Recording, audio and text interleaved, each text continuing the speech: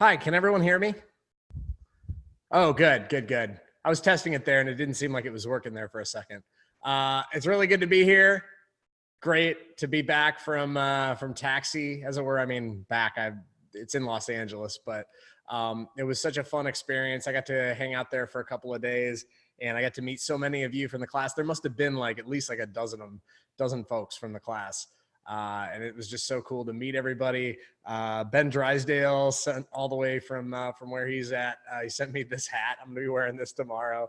I can't believe he had this hat made for me. Thanks so much for that. It was so great to hang out with everyone and yeah, just talk. I mean, honestly, they had plenty of different panels there, but probably the thing I got most out of it is just, and Kathy and I talk about this all the time, that it's like, it's just that personal connection, developing relationships with people. And it was really beautiful to see some of the folks that are coming in on this course. They went to the Taxi Road Rally.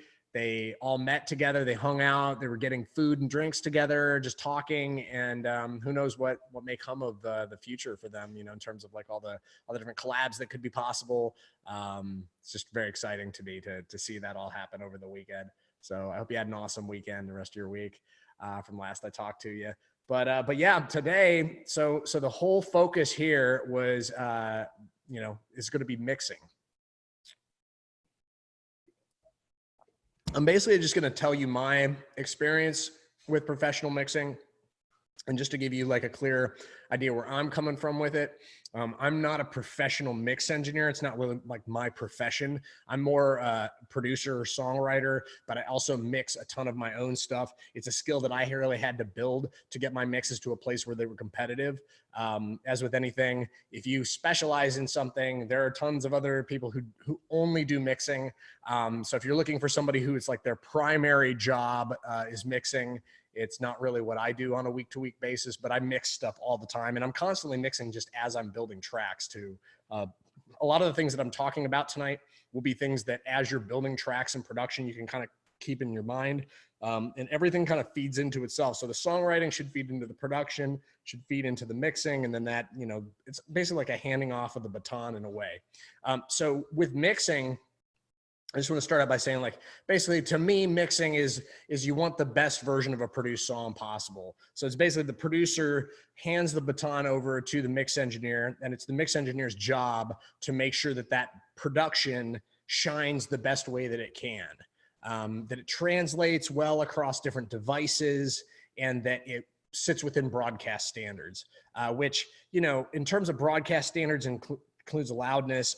That's also going into more like mastering side of things. I'm not really going to cover much on mastering today. Mostly going to be talking about mixing, mix concepts, maybe touch up a little bit on kind of like the tail end of that if you're doing some stuff in the box, but I'll probably be digging more deeply into mastering and formats and all that stuff in a later session. So I'm just going to start going down the line here. I've got a bunch of thoughts of just things that I've learned, especially learned over the last like 5 or 6 years as I've learned how to mix professionally, get my stuff up to a level where it competes with the stuff that's out there.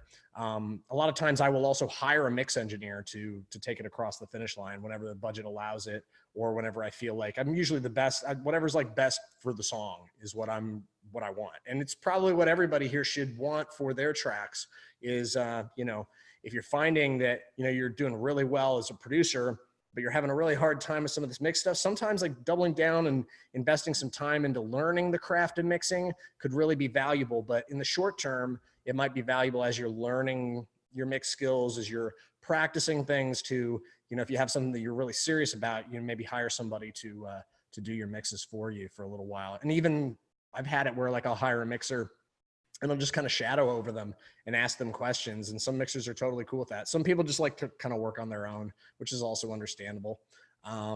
But yeah, that's another way you can learn about mixing aside from just like doing it yourself. Doing it is probably the way that you'll learn about mixing more than anything. But I think that also getting mentors around this, part of what Kathy and I are able to give you is a little bit of mentorship around all this. So, we can give you like kind of our insights on like all the different steps of the process. And that's all I'm trying to do here tonight for you, is to kind of share a little bit of what I've learned about mixing, and hopefully it'll help you a lot as you're going and you're producing your songs for your EP. You're taking them into whoever's, if you're mixing them yourselves, these things, I'm sure if you put them into effect and practice them, it'll probably help out a lot with your mixes. So let's just dive straight into it. So these are in no particular order. They do kind of go along a certain train of thought, but I'm just going to start diving in by just like talking about, I think the first thing I want to talk about is kind of mix concepts. For me anyways, when I listen to a mix, there's certain things that my ears kind of get attuned to. A couple of them are like the width of the mix and then like kind of the depth of a mix. So when I'm talking about the width of a mix, I feel like a good mixes have like a width to them. Like usually the detail in that width happens when there's like low frequencies kind of centering in the middle, and then high frequencies kind of tend to like splash out over the sides.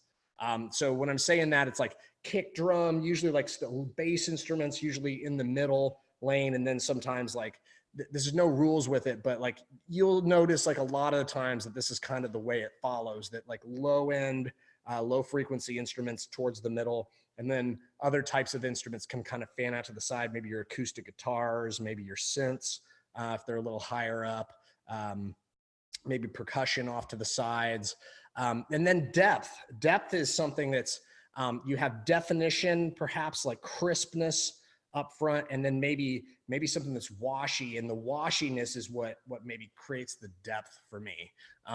So you might have instruments that are like up front and center, totally bone dry, no effects or anything like that. And then in the background, you might have like some pads that are really washed out, some high-end pads that are just really, you can barely hear any definition in that at all. But what that does is it creates the contrast between whatever you have in your mix that's like up close and personal versus what is way far in the back is what can give your mix a sense of depth to it. And then there's also like kind of an air and a sheen over an entire mix sometimes that you can feel. A lot of good mixes that I like, you'll kind of detect that there's kind of like an airy kind of vibe over the top of it. Things that can create this vibe are room reverbs, kind of blended in across like sometimes multiple buses, maybe even sometimes across the entire mix. There's no rules, but this airy kind of like ceiling to the entire mix that can kind of sit there. So those are a few of the things when I'm listening to a mix that I'll be kind of listening for and wanting to maybe add and have like contrast in my mix when I'm creating it. It's part of what makes a mix feel like full and rich. And that's just from like kind of like the way that a mix can kind of take over the space and have depth to it and then have a ceiling. So so using that to describe a mix a little bit, I will say that mixing can't fix a bad performance, and it can't fix a production that's not done well. So there are people out there that, you know, might charge thousands of dollars that could maybe do some magic on your production. You know, some mix engineers charge like multiple thousands of dollars per track, and that's just you know, their rate. But it's probably not gonna, even that's probably not gonna fix your production if your production's not good. So you have to make sure that the foundation is good. You have to make sure that what you're handing over to the mixer is good. And there might be some things that you're not able to really balance properly and you're struggling a little bit with. That's part of the mix engineer's job. But if things are really not gelling well as a whole, production wise, your mix engineer might find it pretty difficult to kind of pull everything together the way it needs to in order to sound professional. Monitoring. So the next thing I want to talk about is monitoring.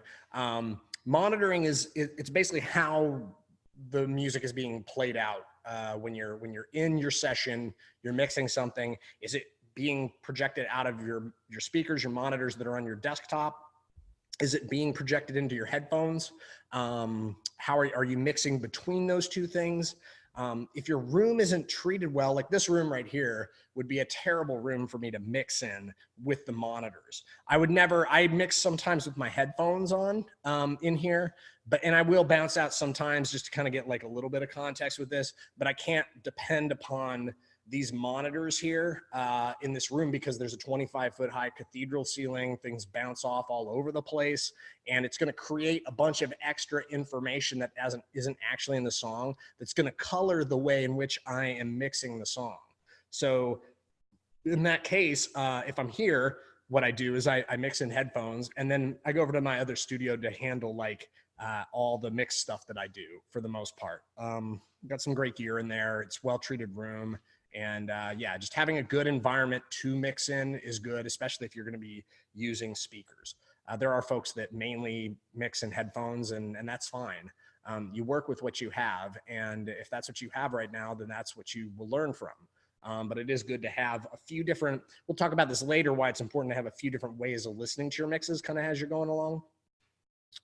Next thing I want to talk about. So this is like for me. So when I'm first starting out a mix, I might listen to the track a few times. I might like, if I'm not the one who's, I do mix jobs too. If I'm not the one who's like producing something and they want me to mix it, they'll send me like what's called a board mix, which is kind of like the production mix of like where the producer has the track when they're ready to hand it over to the mixer. So I might listen to the reference track a little bit. That's gonna, or not the reference track, the board mix a little bit. And what that'll do is that'll give me some context as to kind of like what they're going for in terms of the vibe. Like I might hear from the different accents and like which instruments they think are the most important. Might help make some decisions for me as far as like stuff that I want to prioritize when I'm mixing and getting right first as like foundational pieces.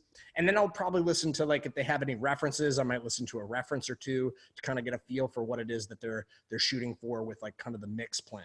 Because you know, depending on the skill of the producer or just like, you know, their head might not be at like, you know, targeting that reference. I might be able to steer the mix a little bit closer to where the reference is in some ways. So those are a couple things I do when I first start out.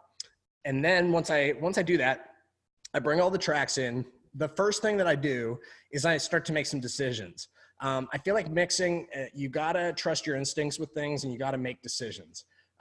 This is not I don't really feel like mixing is something that I feel like if you don't have the ability to make decisions well, it's going to be a long and excruciating process for you.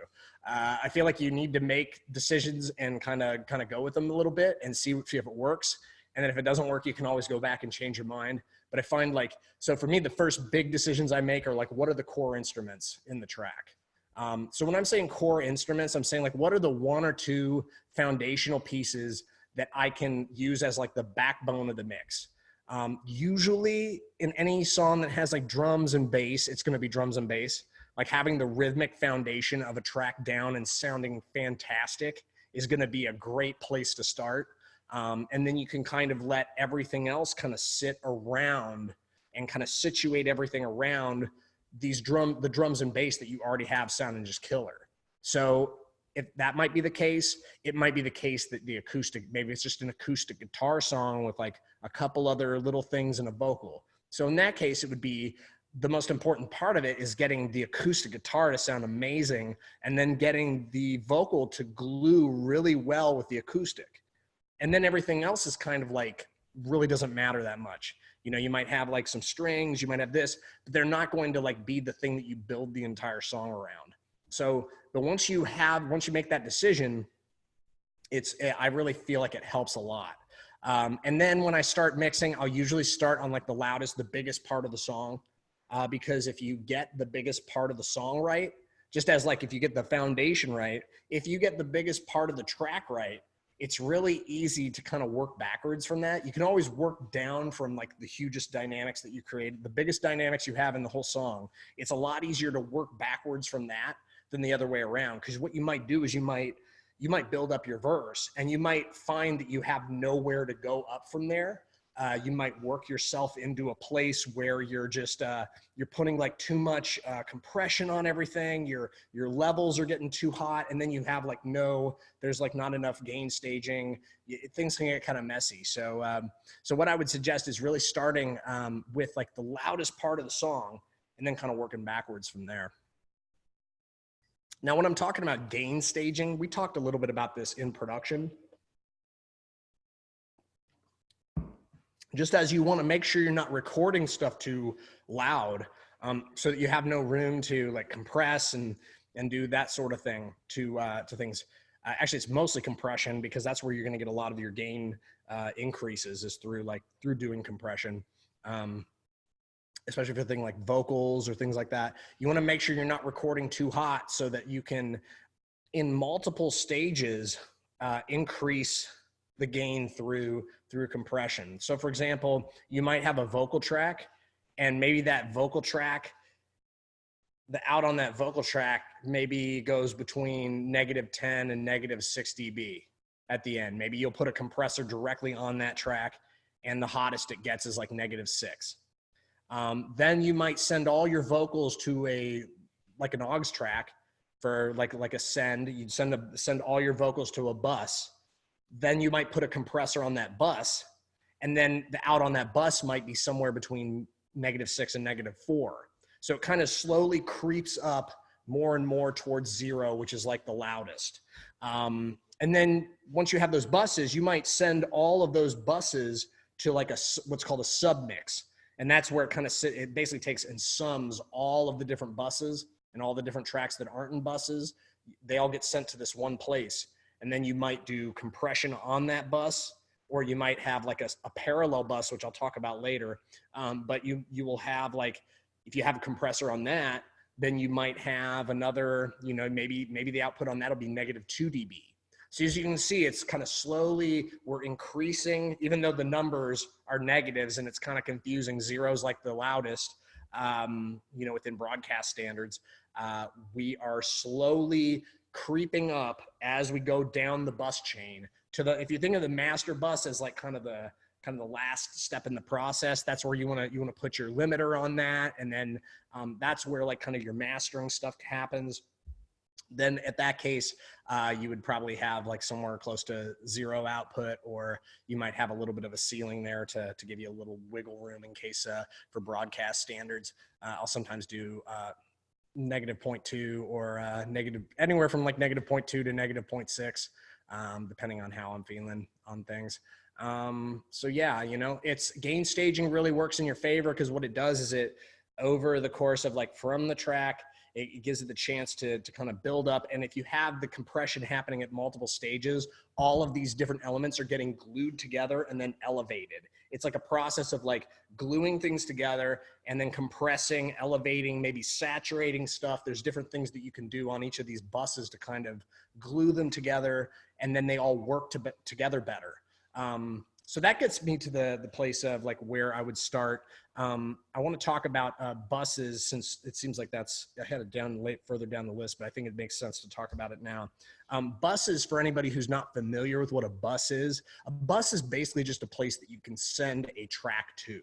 So if I had like, for example, if I had a stack of 4 vocals, it would be better for me to send them all to one place and then have that one place go to the master, then send all 4 of those directly to the master, because I might have more control over them in the mix. It makes it easier to control things if you can put them in groups. It's basically like a group in a way, but it's more a place that you route stuff. So if I had 4 vocals and they were like a stack of like a hey or something like that, I might put those in a bus that I call hey, and then I would send that hey bus to like my all vocals bus.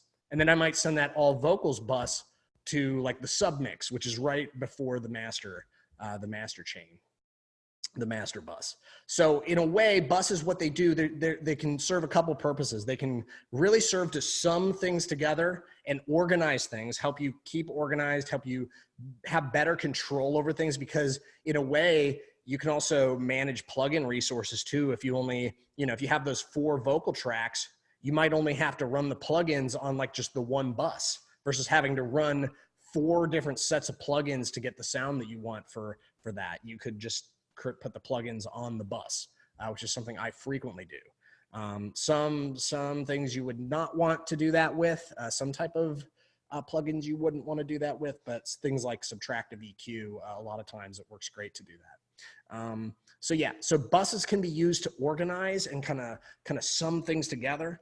And then buses can also be used, another common use for buses is to create effect sends. So they create places for effects to sit that are not directly on the track. So for example, you can create like a reverb bus, a vocal reverb bus. And that reverb bus, you would put the effect on that bus. And then what you do is you have your vocal track, instead of having all of the vocal colored by this reverb by putting it directly on the track, you're instead taking part of the track and sending it to the reverb bus and blend, basically like turning it up slowly so that part of the signal goes over to that reverb.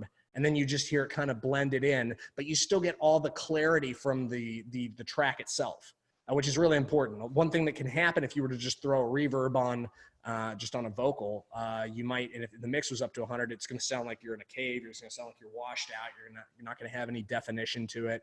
So that's why with all like the time-based effects, like reverbs, delays, stuff like that, you want to have those. Typically, you want those on like sends. So, so that's my thoughts on like buses. They're like really like they're probably the first thing that you're going to learn in terms of mixing. That's going to really help your mixes and help organize your mixes. I think it's like certainly like one of the things when I was first starting out with mixing and with producing in general was a little bit tricky for me to understand the concept. But once you do, it's going to be really helpful. The next thing I want to talk about is, so the first thing that I'll do, I'll bring the tracks in. So we're going back to like, bring the tracks in, start to do some like figuring out like, what are the most important things about a mix? What are the most important things that I'm thinking about? I'm thinking about like, what are the core instruments? After I select what are the, say, for example, I'm going to focus on the drums and the bass to start on this track. And we're going to take it to the chorus. We're going to take it to the biggest part of the song. What I'm going to probably do first is I'm going to use what's called subtractive EQ. So EQ is one of the most important things that you're going to use as a mixer. I would argue that subtractive EQ, if you could do nothing else to a mix, just like subtractive EQ, volume, and panning. I mean, with those three things, you can get a lot done. So what EQ does is it allows you to control what part of the frequency response range, what part of the frequency response for each, for example, like a kick drum is going to have a ton of like low end information. Versus it's not going to have very much high end information. There might be some places where you get a little bit of the snap off of a kick drum, about 5K sometimes. You don't want to kill it completely, but so there's parts of the frequency response curve that every instrument is going to hit harder than others. Some of them have a little bit more flatness to them, but what subtractive EQ does is, like, for example, with that kick, you might take out a little bit of the super low end because it could get kind of woofy. It might, you want the kick to kind of like, and a lot of times, sometimes you don't want the kick to do this, but sometimes you want the kick to be like, to have like a nice like thud, like a nice like kind of impact, but then it has like a fullness to it as well. If that's the sound you're going for, you might find that if you have too much of the sub low end on it, then it's going to like kind of sound too woofy. It's going to kind of sound like it's going to lose a little bit of the power actually of it because there's some information that's being compressed that you don't want to be compressed. So what you can do is you can put like what's called a low cut. I do low cutting on like so much stuff. I put low cutting on even on the kick drum.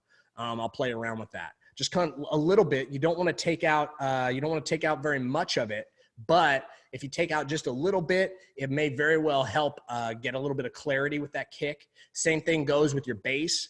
Your bass, you're probably going to want to put a low cut on there too to take out some, because there's some places where the bass and the kick kind of overlap in terms of their frequency response. And if that's the case, you're going to end up with potentially with a situation where they're fighting for real estate.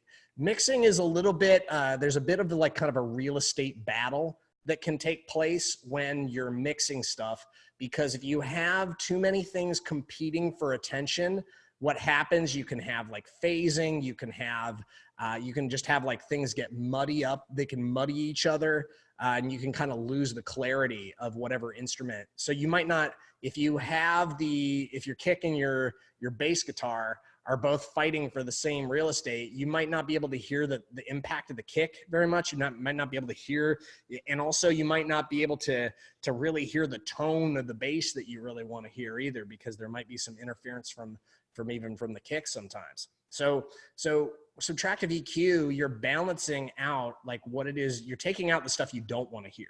So for kick, for example, you want to take out a little bit of that super low end, but then you'd also probably want to take out some of the super high end too. And maybe there's some places in the middle where you could scoop it out, where it just kind of sounds, if it sounds too boxy, there's different terms that you'll get used to once you start mixing, like just ways to describe certain instruments. A term that you sometimes hear with like drums is like a boxy kind of sound. Sometimes you don't want that at all. Sometimes you want a little bit of it. Sometimes you want a little less. Sometimes you want a little more. It just depends on like how everything kind of glues together is the important thing. So, but subtractive EQ is the very first thing that I always am doing. Vocals, I'm doing a ton of subtractive EQ a lot of the time, especially if it's a pop thing. I may even go up as high as like 400 or 600 hertz on a vocal, doing a pretty steep low cut on that. Because sometimes you don't need any of the low end information on the vocal for the vocal to really cut through the mix. If you don't expect the vocal to be carrying that part of the frequency response of your mix, then there's no reason to have your vocal really carrying that.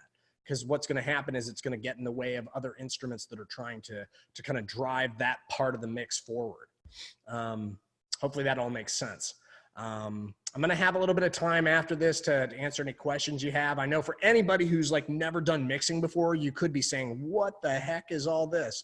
Which is totally normal. It's okay. And even if like some of this stuff kind of goes over your head, which it might, you might decide that you want to pick this stuff up and start to learn it.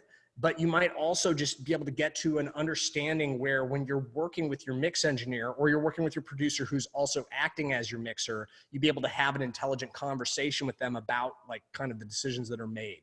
So hopefully this is valuable to you, whether you decide you would want to become a mixer or not.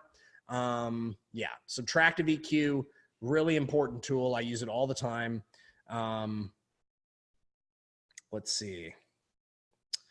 The next thing, I would say that subtractive EQ is probably the most important plugin that I use, but compression is probably the other plugin that if I could only have like 2 plugins to mix something with, I would probably want an EQ, some type of a graphical EQ, and some type of like compressor, some type of a compressor that can do a few things. So that if I could only have one, to have a fairly flexible compressor. And what compression does is it allows you to get more of basically one way a compressor works is once a sound goes over a threshold that you create, it compresses the signal. So what ends up happening, you can compress it a lot, you can compress it just mildly. So what's basically is it's a gain reduction. And that gain reduction kicks in based off of what's something that's called attack. Now it can be complex to kind of understand how a compressor works, but what ends up happening with a compressor, they can be pretty flexible tools, but generally what they do is they allow you to get more definition out of whatever it is that you're compressing. It'll bring more volume, because you're basically squeezing more of like what it is that you actually want to hear from each instrument when you run it through a compressor. Ideally for a vocal, for example, you'd want to run the vocal through like, you know, I'll sometimes run a vocal through like 3 or 4 compressors. If you're including the ones that are on like the entire vocal bus and then the ones that are on the kind of like the mix chain. I might put a couple of compressors directly on the lead vocal. Just to get a fuller sound. I might not need as many if I have like a bigger stack or something. I might just need one compressor to kind of glue them all together. But what compression does, it really it helps stuff pop out of the mix that would otherwise get buried. The other thing that can kind of help with this, I feel like compression and saturation kind of go hand in hand. They're both extremely valuable tools that help you to get stuff to kind of pop out of the mix and to be competitive. What saturation does, it's a type of harmonic distortion that allows you to get a little bit of cool sounding grittiness, and what it can do is add like some clarity to specifically some instruments. It can really add some clarity to things that harmonic distortions, some saturation can really help out with is like bass guitar. It can also help out with a kick. And what that can really help out with is not only getting those to like hit and kind of be satisfying in the way that you want them to be in your mix, they can also really help out with like translating your mix to things like your phone. Because there's like very little low end information that can be translated from this phone. So what ends up happening is you don't get any of the low end information, but what helps that bass and that kick kind of still go through the phone and be able to hear it is saturation. Because it's kind of, what saturation does is it kind of turns up kind of the clarity on the fine details of whatever it is that you're doing when it comes to like translating on mixes. If you use too much of it, it can sound harsh and it can sound like it's just like, it won't sound good at all. But if you blend in just a little bit, it can help those kicks and those basses kind of translate. It's great. Let's see. So next up, next thing I want to talk about is 3 dB adjustments. So we make adjustments when we're adjusting volume in DAWs, digital audio workstation, when we're mixing stuff and we're making fine-tune adjustments. What I'm typically going for when I'm making adjustments, I'm usually making them in 3 dB increments. And the reason that is because it's kind of like the threshold through which like you see like a noticeable difference. There's like a noticeable difference between 3 dBs. So if it's 3 dBs louder, 3 dBs quieter, that's because it's actually twice as much power. That doesn't mean it's twice as loud. Like twice as loud would be something like 10 dB or something. I can't remember exactly, but it would be like many more dBs than that to perceive twice as loud.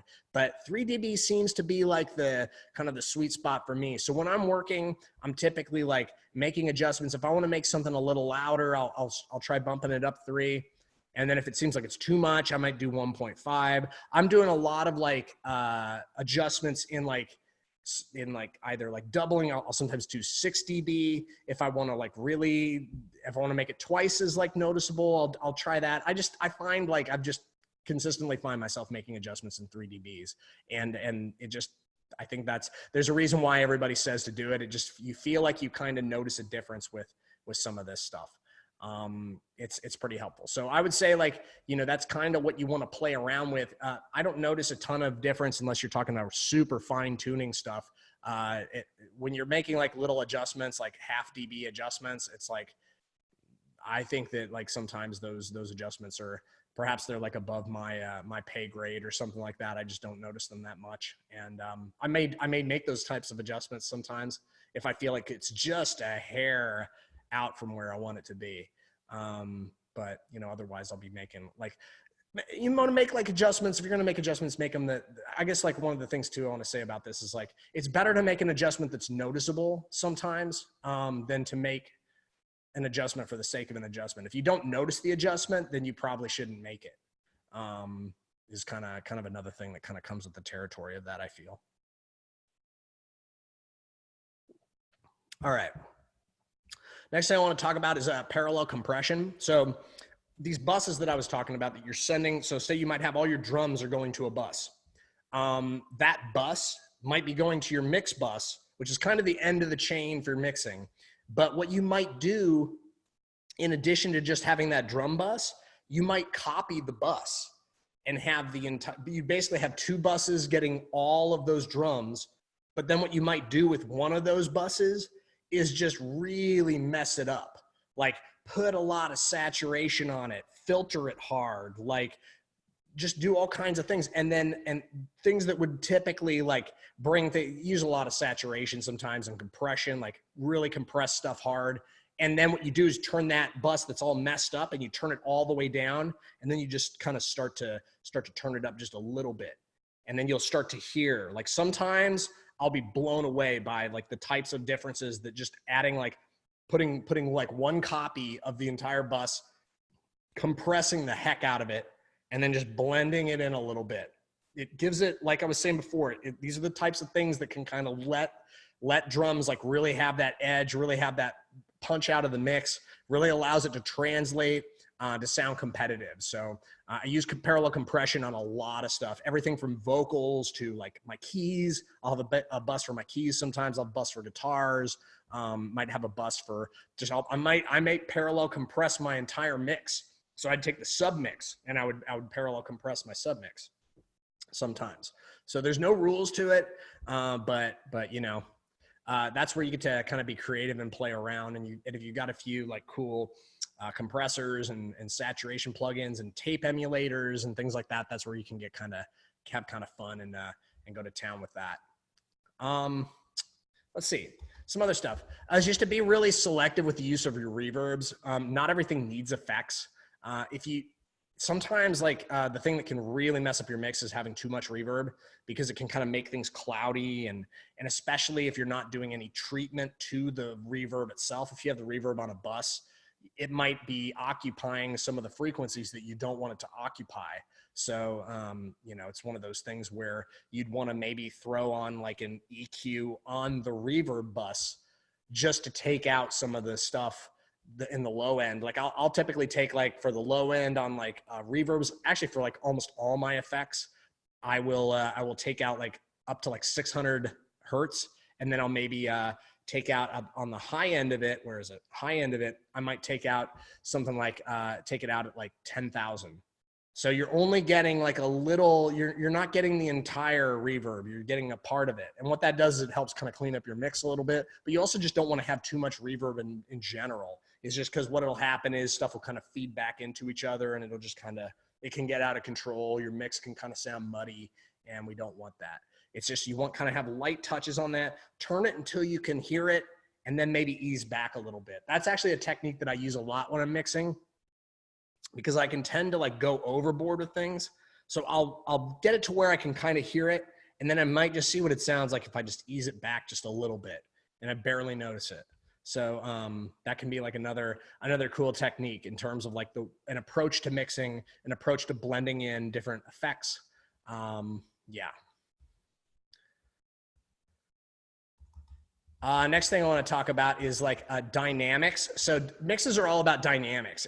Production's all about dynamics, but so are mixes. Like in the ways in which you can really like accentuate the differences in the production. Sometimes the mix, you can go from like kind of quieter to louder. So volume wise, you can kind of ride that fader on your master track. You can basically like turn it up and turn it down depending upon like what section of the song it's in. Maybe like turn it up a dB and a half, or maybe even 3 dBs during your choruses, and then turn it back down for your verses. You can do things like even with low end, you can take some of the low end out of your mix, and then maybe have like a small bump on your low end during the choruses. That's another way that you can kind of accentuate differences. Your choruses might sound like louder and kind of like more robust, fuller, deeper, with the bass a little bit louder.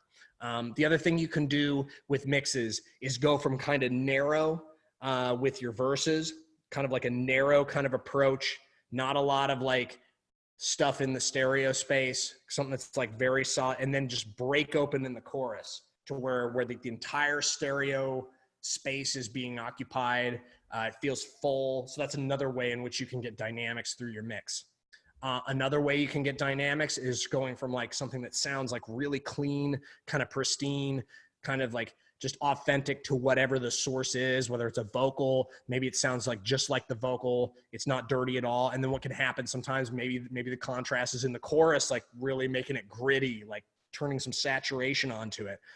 It can happen the other way around too, though. You could do something where it's like your vocal during your verses is filtered, it's like hard filtered, there's maybe some saturation, maybe some effects on it that kind of makes it like a little muddy, or a little, I don't know, just makes it just kind of feel a little like not quite like the clear, powerful vocal. And then the chorus vocal could just be like, you take off the saturation for the most part, and you let like the pure power of the voice kind of cut through the mix. So that's another approach you can take. And then the other thing I would say for dynamics is going, another thing you can do, a trick, is going from like dry, like something that's like relatively dry, to during the chorus is like turning up your reverb effects, turning up your effects in general. If you have an effects bus, like all your effects, turn up your effects during the chorus. So any one of these things might not like seem to make a huge difference, but I'll tell you that as a mix engineer, if you're addressing all these things, if you're kind of ticking off all these boxes as you go along and you start to pick up all these tools and you're starting to practice them and see if this works, see if that works, if you put them all together, like practice them all together at once, it can make a huge difference with your mix. So those are some of the different ways in which I'm like looking to make dynamics with my mix when I'm mixing something, or when I'm working with a mix engineer on something. I might say, can we make this like, you know, a little wider, or can we dirty this up in this section so that it sounds a little less like full, so that there's a bigger contrast when the payoff comes. Here's something that really, I think like when I was first starting to mix, it was something I used to do all the time that I think was a mistake, was like mixing it too loud of a volume. If you mix it too loud of a volume, you're actually not hearing what you're creating. At louder volumes, the way you perceive things is different. So what you want to have is, for the most part, not to say you never want to turn up, because it needs to sound amazing when you turn it up too. But what I would suggest doing is you want to kind of mix in general at a volume that it feels comfortable having a conversation with somebody in the room. So if you can mix at that volume, if it sounds amazing at that volume, it is going to sound fantastic. It's going to sound even better when you crank it up. Trust me on this. And quite often what I'm doing when I'm first starting out with balancing out everything is I'm turning down the volume almost to the point where I can't hear anything at all. Like, what if I just turn it down to like, what are the things that I barely hear, perceive? That can kind of help, because sometimes you'll hear, whoa, that synth is like really loud, and you don't even realize it, because when you turn it up, your perception of everything's a little different. But for sure that synth is probably just as dominant when the mix is turned up. You just aren't perceiving it as much.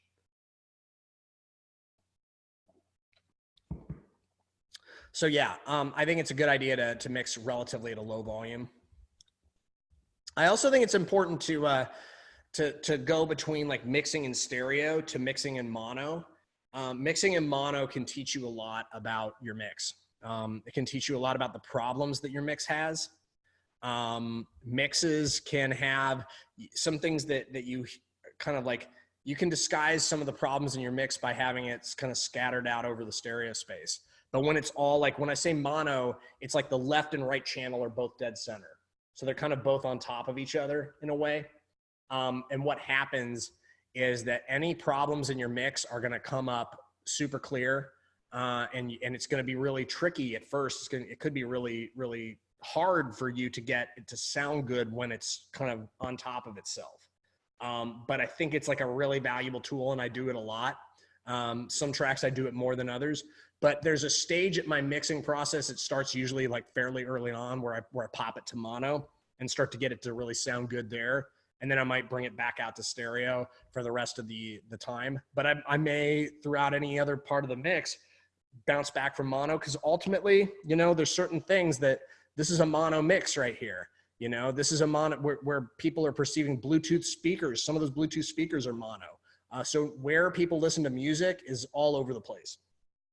And so part of it has to do with translating, but it goes above and beyond that. The reason why you want to mix in mono is it helps you diagnose the problems in your mix, and it helps you address them. And it makes it more difficult sometimes at first to diagnose them, but it's a very, very useful tool that I use every time I'm mixing something. The next thing I want to talk about, and this is something that Nate Highfield talked about when we were on a producers panel together, and I've been really, ever since he said it, I've been really putting it into practice on my mixes, and I've found it to be really helpful advice, is just to be decisive with where you pan things. There used to be a time where I would be very creative about kind of like, okay, so I've got like 8 vocals, I'll put 2 of them here, I'll put 2 of them here, I'll put 2 of them here, I'll put 2 of them here, and I'll neatly kind of fan them all the way across the stereo space, kind of evenly. And that's going to be better because it's like, you know, I'm fanning them all the way across. Actually, like what is better, I find like a lot of the time, is to just put, you know, 4 of them here at like, you know, I guess like a 45 degree, that's like 50 in Pro Tools, or -50. And then the other side would be at like a 50 or -50. So they would kind of be like halfway on either side, as opposed to like taking up the entire stereo space, like picking one place in the mix that they can sit. And what that does is it gives you more space to play with sometimes. It also forces you to kind of, if I think about like, if I think of everything in my mix needs to either be dead center at like a 45-degree angle or completely to the sides, like hard panned left or right, and there were no other like shades of gray with it, it actually like helps me to organize my track. And it also helps me for the elements that are in my track to really pop out of the mix. Actually, for the most part, most of my stuff, I don't even have anything hard panned left and right. I actually like most of the stuff that I have hard pan left and right. It's like, it's occasional stuff, but then also like my reverb effects. Like my effect sends will sometimes be so stereo, like they'll be all the way out to the left and right. And what that does is it allows like the track to have that width all the way across, and then the depth all the way across. And then the things that have more of an impact are like closer to the middle, and help those things kind of punch through the things that I want to punch through a mix. So I would say just be decisive with your panning when you're playing around with it. We already talked about mixing in mono.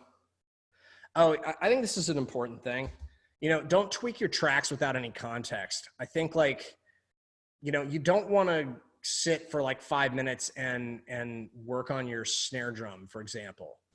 You don't want to shape your snare drum for 5 minutes on its own.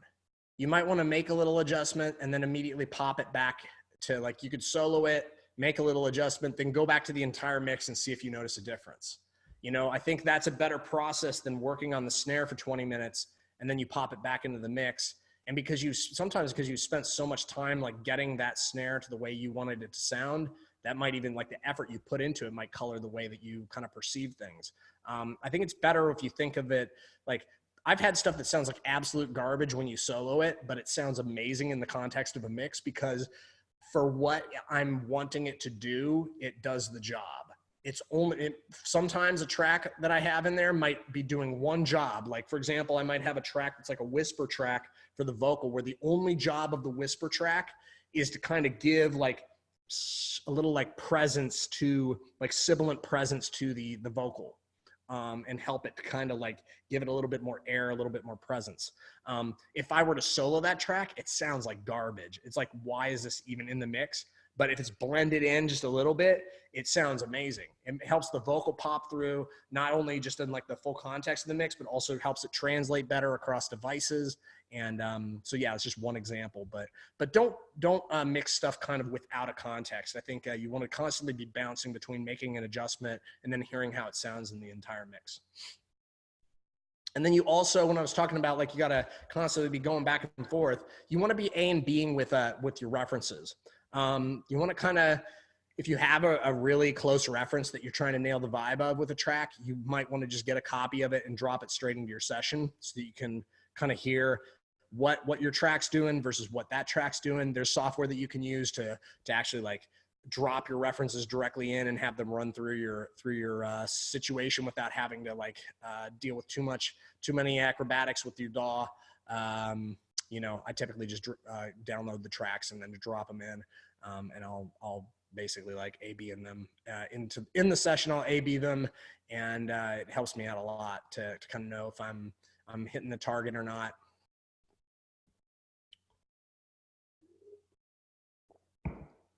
I think Dave Pensato said he's one of the best on the planet. He said something to the effect of, it might be, when you're first starting to mix, it might be advantageous for you to kind of turn down the reference by about 3 dBs, because it's going to be hard for you to be competitive with like the best people on the planet using the best gear on the planet. Just might help you not get discouraged about stuff. So I do that sometimes too when I'm pulling something in, just to keep. I don't know if it's just to keep myself humble, but it's definitely helps me feel a little less depressed when I can't hit the ceiling that I think is there for one of my tracks. It's understandable. Like some of the stuff, it's like it comes down to like 30 years of experience mixing. You know, there's no replacement for that. But you do want to be A/B-ing your references. It really helps out a lot, and have like a reference playlist that you can kind of refer to and compare your mixes to. I've just got a couple other things here, and then I'll just open it up to any questions you got.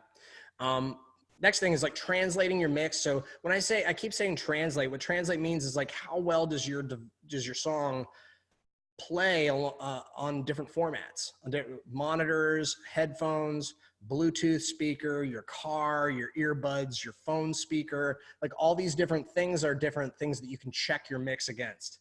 The car test is like a big one. Like if a mix sounds amazing in the car, you always feel really good about that. At least I do.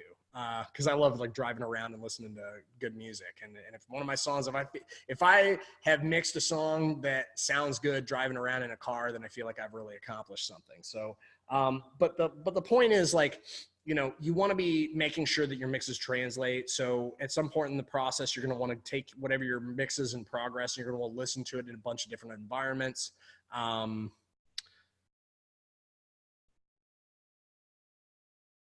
Sure. I mean, well, CD MP3s don't do the job. They do the job to a certain extent because like some people are going to be listening to your song in MP3 format. So to say that it doesn't do the job is not 100% true. I would say that there's valuable information to be gathered from like having it in MP3 too. I don't know too many people who have. I don't even have a CD burner anymore, so I don't really worry about that. I haven't had anybody tell me that my mix is unacceptable. You know, I haven't had anybody tell me like, you know, maybe when I was first starting out with mixing, I had a couple people that were like, oh, can we fix this? Can we fix that? That hasn't been like a huge roadblock to me not having a CD burner or anything like that. You know, it is definitely going to be a higher quality audio, but sometimes, like I said, streaming and MP3s are still formats that are being used, and they're not the same audio quality as a CD. So often, so sometimes they are, sometimes they're not. Depends on like the basically like the data connection that you have that you're working with. Sometimes with the streaming services, and but yeah, you know, there's a lot to be gained from all different types of environments of listening to your song. So if you do have the means to burn a CD and listen to it on different places, if you want to just take like a 24/48 wave file around, you can do that too. If I'm really concerned about something, I might just like have a wave file. Is fine too. Yeah, so you want to make sure they translate. Next thing I want to talk about is like your typical mixes. Just a couple things here. These are things that like, so I covered a lot of stuff about mixing. These are a couple things just kind of like in general, like as a mix, like things to expect of your mixer. Typical mixes you will expect to get from a mixer are like your main mix with your vocals and everything, an instrumental, an a cappella track, which is just like the vocals, and then what's called a TV or performance track. And what a TV or performance track is, it's basically like the track without the lead vocal, but with all the other vocals in. And what that is like it's a situation where, like I had one the other month where I had to burn I had to bounce a performance mix for this artist where she goes around and she's like a rapper, and what she does, when she goes on tour, she doesn't always have a band with her. So what she'll do is she'll pop in the CD. She's like, part of her show is just like having fun, having a few people up there dancing with her. And so she's singing basically to the CD and performing along to it. So there's the backup parts. She knows where she comes in, and it's kind of like her karaoke. So that's what a performance track can be used for, one of the applications for it. So, but yeah, having that is kind of like a standard in the industry. Those are your typical mixes that you'll get from your mixer. And then just the last note that I wanted to say is it's really important at the end of your mix to put some type of a limiter on so that you're not hearing anything that's exceeding broadcast quality in terms of like broadcast standards. So yeah, you just need to get like an L2 or some type of limiter, that a Waves L2 or any type of limiter will do, but you have to make sure that you're using it so that you can get a clear picture. It'll also help you understand like how far above the zero threshold that you're going, and how loud you're really pushing your mix. You might be pushing your mix too hot, and you'll know it, because you want to give, especially if you're going to take your mix to an outside mastering engineer, you're going to give your mastering engineer probably like 3 or 4 dBs at the very least to work with, in terms of like perhaps even more. You know, you want to give them enough what's called like, once again, gain staging. You want to give the mastering engineer enough gain staging to be able to give a little bit of headroom. So yeah. Well, there you go. 6 dB. I think it depends on who you're working with. But yeah, it's, you know, I'm sure there are people that are way above my pay grade who have more informed more informed opinions about, you know, exactly what that should be at. I don't work with a ton of outside mastering engineers. Typically when I'm mixing something, I'm usually also applying the mastering chain to the end, kind of in the box, or I've got a few pieces of really nice outboard gear that I'll run stuff through sometimes over at the Death Star. But yeah, you know, that's mixing by John in a nutshell. That's all the wisdom that I have to share with you in terms of like the mixing process. If you are starting to mix, like maybe you got some tricks here that would be helpful to you as you're continuing to refine your processes. Kind of got a little insight into my kind of processes I go through when I mix something. And it's also certainly the way when I'm listening to songs, I'm listening for these types of things because it just continues to inform my own process when I'm mixing. And also it's just like you learn as you go along. Like there's a difference between like there's good production, there's good mixing, and when those things aren't present, it's obvious. And these things that I talked about, you can kind of start to hear the problems that can pop up when these things are not addressed that I talked about. So like the more you know this stuff, the more you're going to be able to have an intelligent ability to converse about like what's happening with the song, why something isn't working, and then kind of troubleshoot from there. So yeah, I think that's all I have in terms of like the actual course material I wanted to present to you tonight. And I'm just gonna open up for questions now. Let's see if we got some questions. How much? So we're gonna start here. Kay Arnold, how much of mixing is happening by the sound engineer running the soundboard during the recording session? So mixing is not, it's a separate process. So in terms of like the process of it, mixing is kind of, it's done after the recording is done. So when the recording sessions happen, and then at the end of that process, once the producers got everything kind of the way they want situated and so that the track is ready for a mix, they send it off to the mixer. Sometimes the producer and the mixer are the same person, but you know, in that case, they would be mixing it in a separate process. Although when you are, I do a ton of like mixing my own stuff, and when you do that, you kind of already know some of the things that you want to avoid, and you're kind of mixing. I do a fair amount of mixing as I go along sometimes, in terms of like subtractive EQ, do a little bit of light compression to things. Maybe to get like the vibe right, I might put on some saturations, get some different EQs or different reverbs going and delays. So there's like, yeah.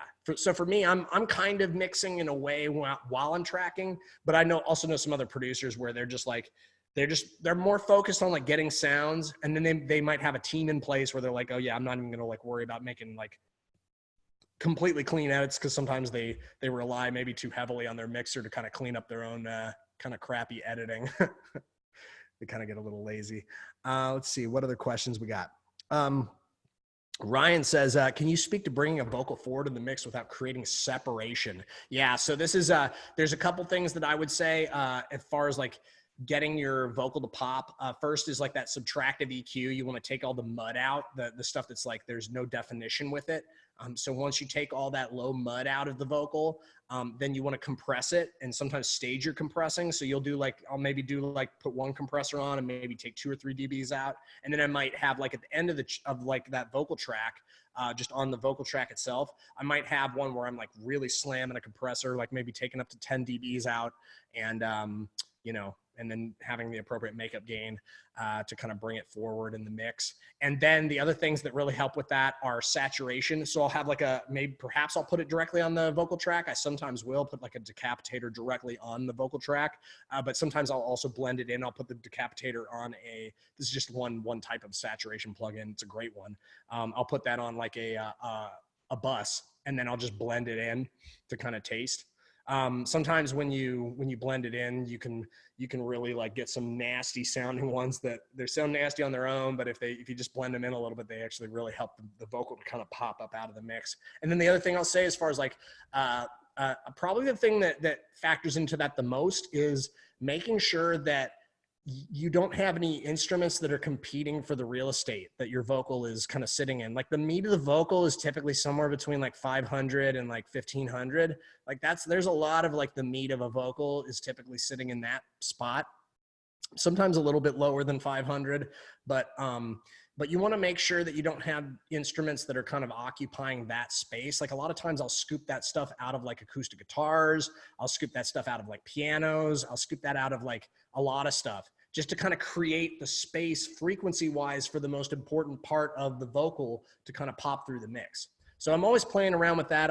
If I don't feel like the vocal is really taking, has like a nice comfy pocket to sit in, what you want is your vocal to have like a nice comfy pocket to sit in without it feeling like you need to turn it up too loud. What happens a lot of times, that I hear this all the time, is that like you have like all these things competing for each other, including the vocal. So the only way they can get the vocal to pop is by turning it up way too loud. So then what ends up happening is like the vocal's way louder than it should be, but it's the only way it can kind of like even compete in the mix.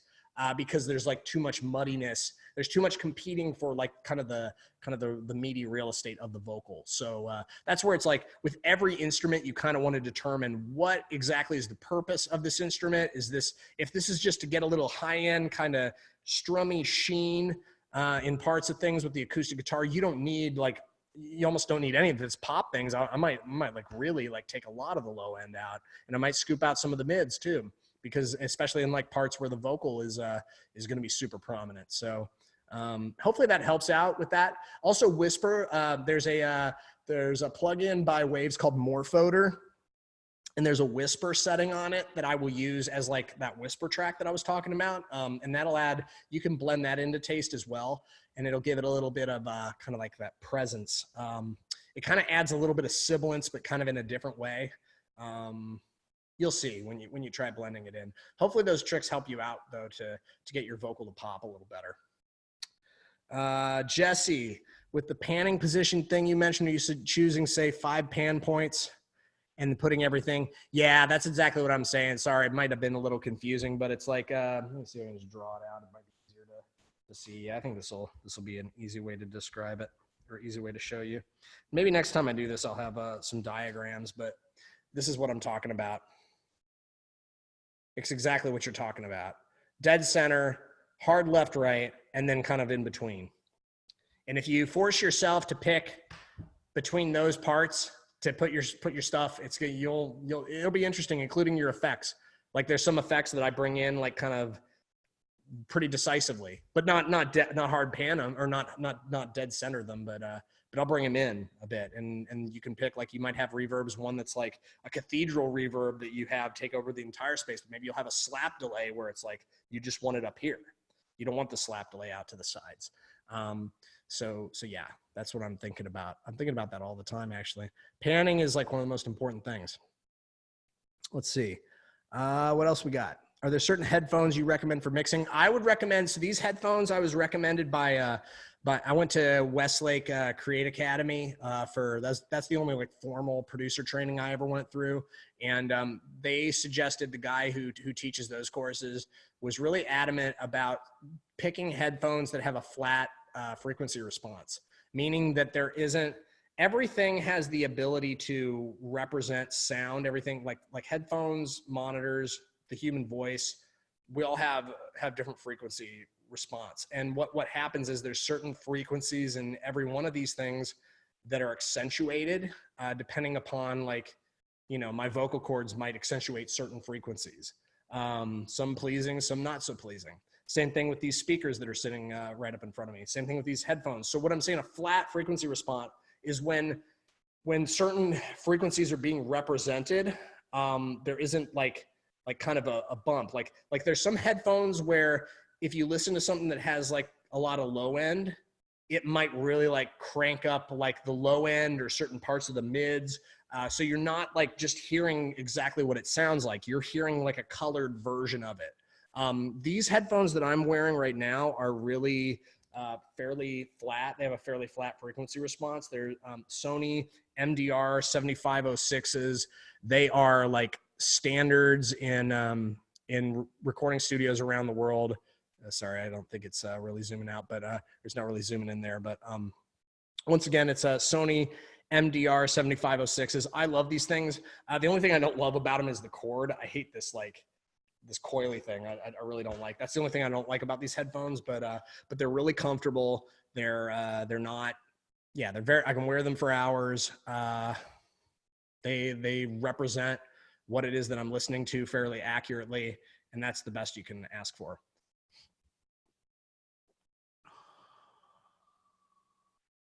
Oh, another thing that can help with having vocals pop, I just realized is having your vocal effects side chain compressed to your vocal. So, and that's, if you ever want me to kind of explain that to you, I can do that perhaps at another time. Might take a couple of minutes to explain that to you, but basically what that does is your effects only kick in after the actual vocal. It kind of like when the vocal, when you're singing, the reverbs don't trigger at all. And then when you're done singing, the reverb kind of releases and you hear the reverb and the delay and stuff like that. So what that can do is it can help like give a little bit more clarity to your vocal too. That's another thing that really helps out a lot. What's your idea? Danielle asks, what's your idea on how upfront vocals should be in a mix? You don't want vocals to be like, I'm a vocalist and I tend to like vocals kind of up front and center, but I've learned that most people have a different, you just have to learn like what people like to hear. And then, you kind of like feel that out, and you your ears will get trained. There's ear training that happens with mixing as well, and just production in general. So for me, it's like I now have kind of an instinct for how loud the vocals should be. The vocals should never be taking over the track completely. Once again, one thing I'll do is that trick where you turn it down to where you can barely hear it, you'll get a lot out of that. Just kind of hearing like, if your vocal is super loud there, it's the only thing you hear, then that should probably tell you all you need to know about whether your vocal's too loud or not. I don't think there's a difference for ads versus TV. Maybe there's like certain words in ad music that you'd want to have like super upfront and center in certain parts of your song. But yeah, I don't think it really matters. I think a well-mixed song translates to different types of formats too, you know, in terms of like film, TV, ads. They're all pretty well mixed. So what else we got?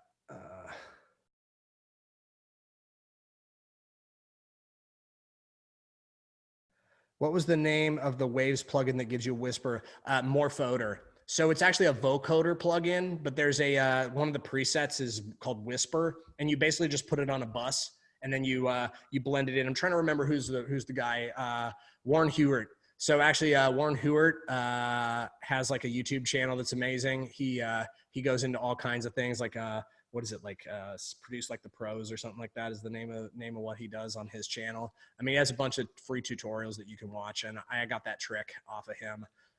Once you start diving in and you'll learn all these tricks, you'll learn them from different people, and you'll just there's certain things that you put in your pocket and you're like, I know I'm going to use that trick probably for the rest of my life. Because it's really cool. Difference between Wave and AIFF. Yeah, I mean, it's kind of no difference except for you can encode metadata on a AIFF file.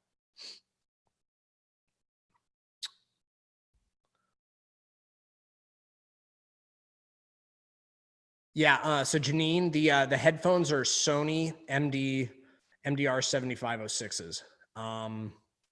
It was posted in the chat. They're very easy to find. You can just type it in right now.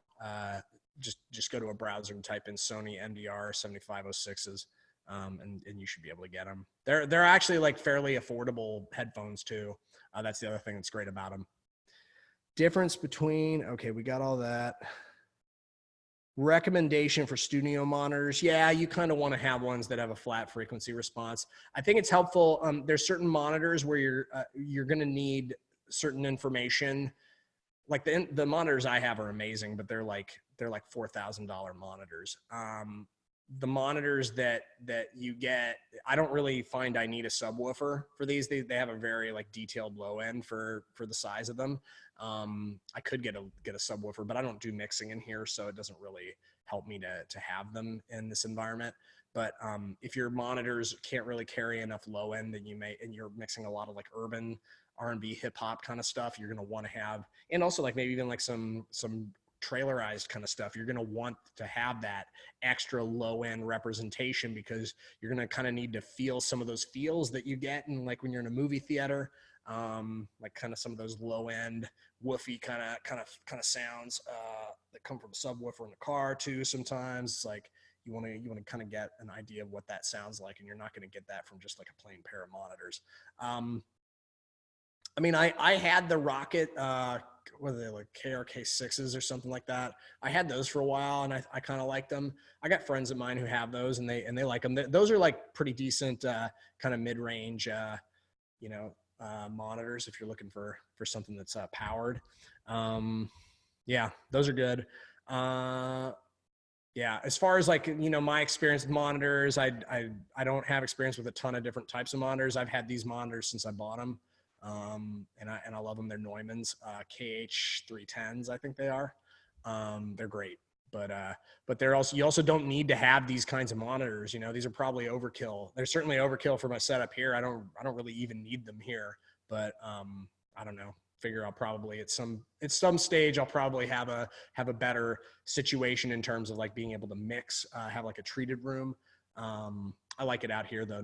For now I can still listen to music on them and they're great, but I would suggest, once again, it's like focus on like monitors. You can also go to there's places where they sell high-end monitors and you can test them out, see which ones you like best.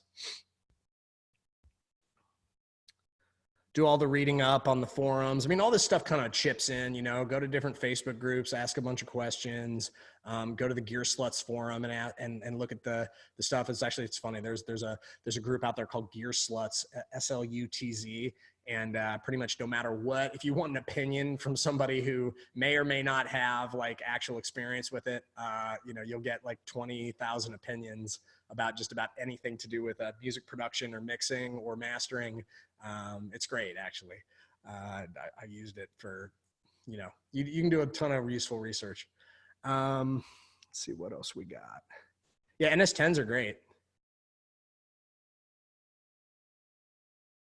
How do you get your lows to translate? You have to listen. You have to listen. To translate well, you gotta have depending on the type of music you're making, you have to have a system that can fairly accurately portray what it is that you're mixing.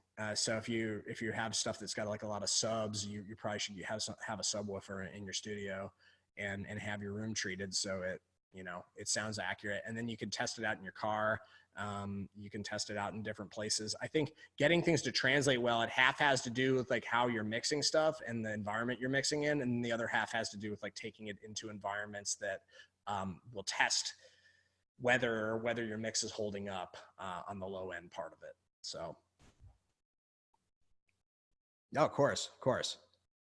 It's just my humble opinion on all this. What's your process to dial in your lows? Okay, we got that one question answered. What else we got? We got anything else? I got at least time for like a couple more questions if anybody's got them. I see you there, Anthony. Let's unmute you here. How's it going, man? Sorry, Hey. I saw you. Hey, what's up, man? Hey, I'm good, man. How are you? Hey, so you had us listen to this song called Anchor by Novo Amor. Mm-hmm. And I've been obsessed with that song for some reason. I don't know why, but it's a great song. But is there any way you could like listen to the first little bit of it and talk about the mix on that? Do you have time to do that? Sure. And like talk about the the way they do the vocals and.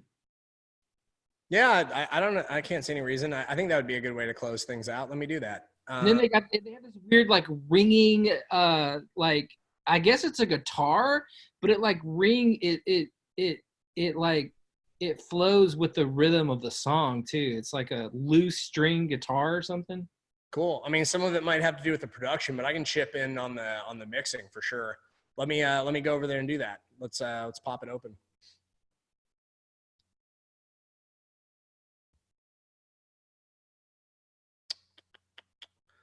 Gotta find the song. Anybody got the song title handy? Want to pop it in the chat? Otherwise, I'll have to go look in the group for it. Cool. Anchor. Thank you so much. Anchor Ah, got it. I found it. Thank you so much. All right, so let me pull this back. All right, we'll share the sound. Where is it? There it is. Okay, we'll share. Here we go. So you can hear the analog warmth here.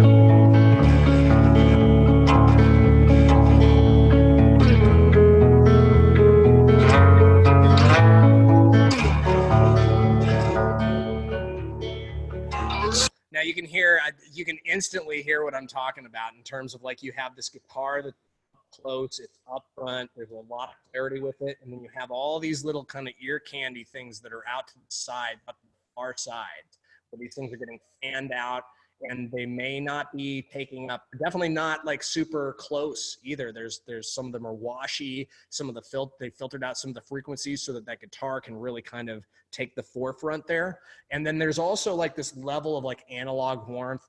I mean, I would guess this track was probably run through some pretty dope analog gear that kind of helps give that. But who's to say that like some of this might not be just like an tape emulation, like different types of saturation that you can add to a track, or just different emulations of physical analog hardware that can add like kind of like that kind of noise floor. That's like, it's like kind of a pleasing noise floor. It kind of gives it like that analog warmth. So that's like just 18 seconds into the song, what I hear from the mix perspective. And I'll let it roll a little bit more here, and I might have a thing or two to say.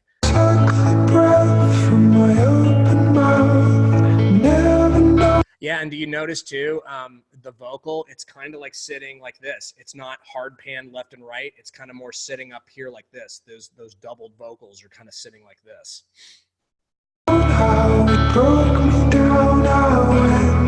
And the thing that's cool about that is because the vocal's sitting like that, it allows the acoustic guitar to kind of sit still in the middle. And the acoustic guitar kind of like almost splits the vocal in half.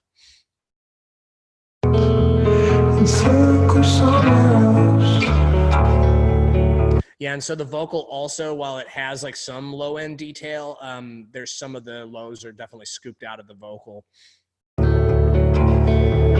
Shook the best when love was on, storing up on your summer glow you went. It sounds like the reverbs, when people are asking about the reverbs probably on the vocal, the reverbs, it sounds like there's maybe a couple of them. Maybe there's a longer tail one, and then there's like perhaps like a little bit of a slap one, or like a shorter, maybe either like a plate or a hall or something like that, which is a very common thing that I'll do.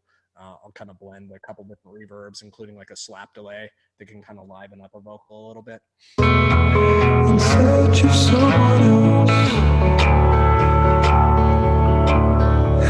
And then did you hear that little, like the little feedback thing? That came in like super, I think it was like to my right, in the right side of the mix.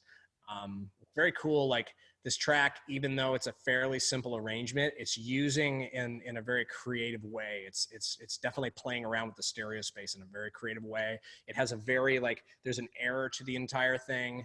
There's like a depth to it. There's like some of the elements are like really up close and detailed, and then other elements are like further back. So it's got like this nice depth to it. It's actually like kind of like a perfect example of what I was talking about in terms of like the different dynamics you want in a track in terms of the mix. So yeah, I think that's probably a good place to stop. I mean, I could just roll through the entire track and do that. Might be fun to do this someday, to like to do some type of thing where all I do is like listen to songs and kind of pick them apart from a mixing perspective. But it's not really the point of the Catch the Six Figure Songwriting course. But I think it's really interesting nonetheless. I mean, heck, I might even be down to like, if somebody wants to do this, wants me to do a little bit of this during the office hours, might be kind of interesting. So I'd be down to like do something like this for office hours if there's some specific question you have on like, oh, how do they do this, or do you want to take a listen to this? That might be kind of cool. Yeah, and then the last thing I obviously want to give everybody before we go is the homework. So let me just get out of this, and I'll give you the homework for this week. So the homework for this week is to listen to the mixes of the reference tracks you selected for your EP. So go back to your assignment, the songs that you picked as your references for your EP. I want you to apply what you learned today and describe in detail how the mix works on each. So kind of like literally you could go just based off of what I just did right there. Actually, it was like kind of cool that you asked that, Anthony, because it kind of helps to show kind of like these are the types of things that when you're going through and you're listening to your references, I want you to start to think in these terms. And then what are the core instruments? How are the dynamics created? How does this song sound full? How is their dynamics? How does it go from being like narrow to wide to big? How well does the mix translate to different systems? You could try listening to a couple of your references on your phone, listen to it on your Bluetooth, maybe make a couple notes on that. That's your homework for this week, is to take all your references and you don't have to go super overboard with it, but I want you to at least make like 3 good points based off of what I taught you today about mixing and about like kind of how I go about things. And you'll find that all these mixing techniques are really helpful when it comes to listening to music, becomes really helpful when it comes to producing music. And I think you're going to find, you're going to be able to just get that ear training going even at like an even deeper level than you ever have. And it'll probably help when you're putting together your songs, because these are the types of things in production, in mixing, that you're going to want your songs to have potentially, because that, I think it's like arguably like a very important part of what makes a reference is like kind of how the track is executed and then how it's mixed. So that's the assignment for this week. I hope you all had like an awesome weekend. I hope you're having a great start to your week. It's been great to teach you what I know about mixing. Let's keep the conversation going in the group. Feel free, once again, always tag me if you want to tag me in something in the groups, and I always try my best to get back to everybody on them. If you got any additional questions about mixing or anything like that, ask each other questions. If there's any mixers in the group, definitely raise your hand and say like, hey, I'm available to mix stuff, and be a resource for that, because I'm sure there's going to be a bunch of folks who need help with mixing as well. So as they're getting their EPs together. So that's all I got for you this week. And yeah, Kathy's going to be with you. Kathy, who launched her amazing book today. How crazy is that? I know a lot of you have copies of it. And she's going to be back with you this weekend, talk to you about some stuff. So we'll just keep this thing going and keep working on your songs. I hope you're well underway to like, if you haven't already finished the writing on your first track for your EP, hopefully you're really close with it and you're in the middle of your production, and all this stuff is like super pertinent to you. So keep going, and if there's any way I can help you, don't hesitate to let me know. And otherwise, I hope you have a great night, and we'll be back. I'll be back tomorrow for office hours at noon, and then the listening session at 2. So that's what I got for you today. Have a good one.